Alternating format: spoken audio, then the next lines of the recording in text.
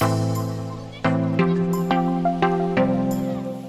guys, I wanted to take some time today to answer a question that I get off and on whenever I am training my clients. I got this question today, and it is something that like I said, I periodically get, and I wanted to address it with you because chances are, if you've been lifting for any length of time, you've probably run into this before. I know I run into it myself occasionally as well. And it is, why does my T-spine or my mid-back hurt when I do goblet squats? And really this can happen with a lot of versions of squats, but in particular, goblet squats are something, or an exercise in which it can come up. So this can be for a few different reasons. One, you're not warmed up or warmed up properly. Two, you're not thinking about your squat form. Or three, you just have some carryover from your daily life that we need to address, which factors into 1 and 2. So often whenever you're going to be doing squats that day, you tend to warm up your hips, your legs, your low back, right? Stretching out the ankles so you can keep them on the floor, stuff like that.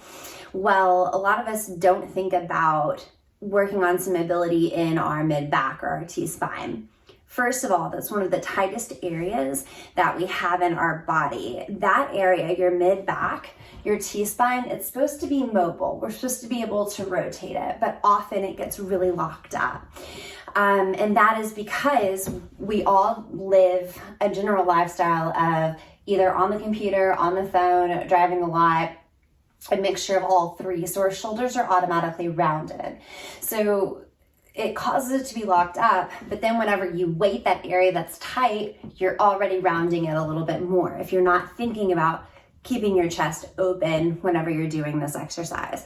So a couple of things I like to do whenever I give a client a goblet squat, especially if it's first thing in the morning and your body is still a little bit tight, is to make sure we do some T-spine openers.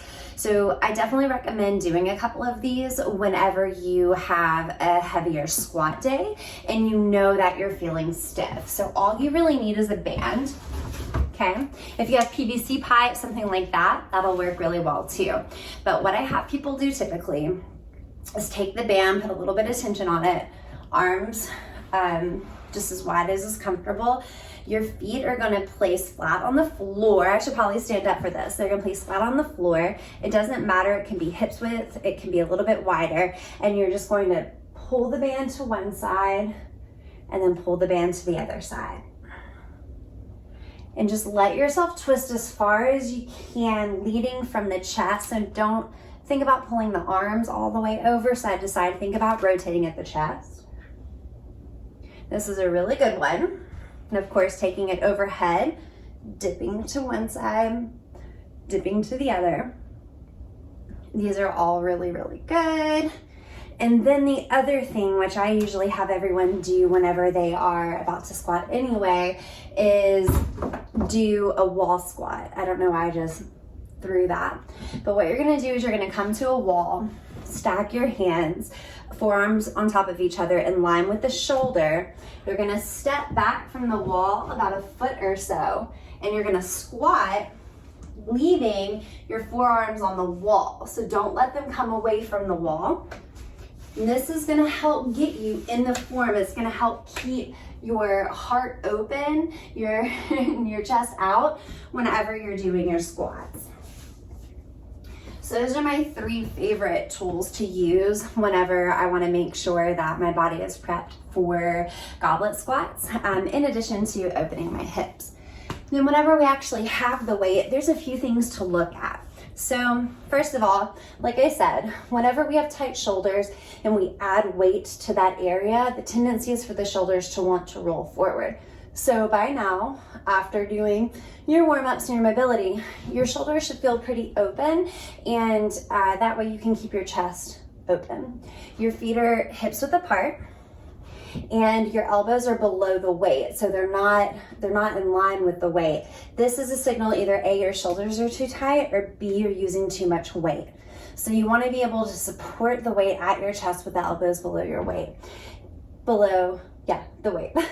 Your gaze is gonna come out about 45 degrees. I usually tell people to gaze where the floor meets the wall. And that's gonna prevent you from looking too high or looking all the way down. So it's gonna keep your neck in alignment too.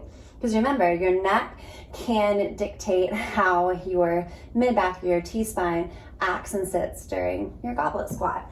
And then you should be feeling pretty good. But if you ever do feel like you're getting tightness, stiffness, pain in your mid-back whenever you're doing goblet squats, just stop after that set, do some T-spine openers, and then you'll be good to go. I hope you guys have a great week.